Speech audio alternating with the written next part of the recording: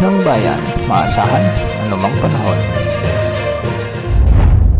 Magandang araw po sa ating lahat. Ngayon ay araw ng Martes, August 12, 2025 at narito na ang pinakahuling update sa magiging lagay ng ating panahon at sa binabantayan nating si Bagyong Goryo. Samantala, southwest monsoon pa rin ang nagdadala ng mga kalat-kalat na pag-ulan sa ilang bahagi ng ating bansa. Ngayong araw nga patuloy na umiiral ang habagat o southwest monsoon kaya makakaranas ng maulap na kalangitan na may mga kalat-kalat na pag-ulan at thunderstorms ang malaking bahagi ng Mimaropa, Western Visayas, Negros Island Region at Zamboanga Peninsula. Kaya ang mga lugar na ito ay pinag-iingat pa rin natin sa banta ng mga biglang pagbaha o pagguho ng lupa, lalo na kung may mga umiiral na severe thunderstorm. Samantala sa Metro Manila, nalalabing bahagi ng Luzon, nalalabing bahagi ng Visayas at nalalabing bahagi ng Mindanao ay localized thunderstorms naman ang inaasang magdadala ng mga kalat-kalat na pag-ulan lalo na sa hapon at gabi, kaya hindi rin inaalis ang banta ng mga biglang pagbaha o pagguho ng lupa lalo na kung may mga umiiral na severe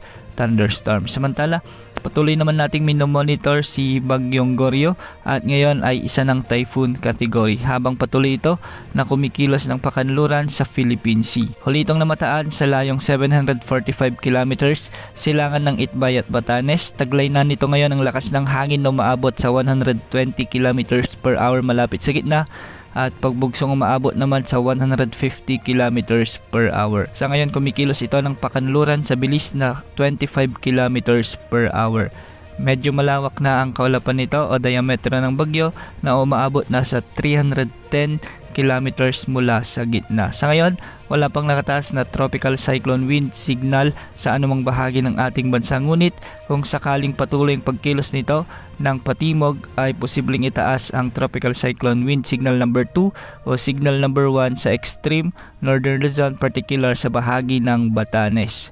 Samantala, base naman sa latest forecast track nito ay inaasang kikilos na ito ng west-northwest o kanluran, hilagang kanluran sa mga susunod na oras. Inaasang maglalandfall ito sa malaking bahagi ng Taiwan bago ito makalabas ng ating area of responsibility. Medyo malakas ang bagyong ito kaya sa mga kababayan natin sa bahagi ng Taiwan ay maging alerto at maghanda sa posibleng maging epekto ng Typhoon Goryo o ni Typhoon Podul. Sa kasalukuyan ay hindi naman nakikitang makakaapekto ito sa iba pang bahagi ng ating bansa sa susunod na 3 araw at hindi rin nakikitang palalakasin ang habagat na iiral sa bansa.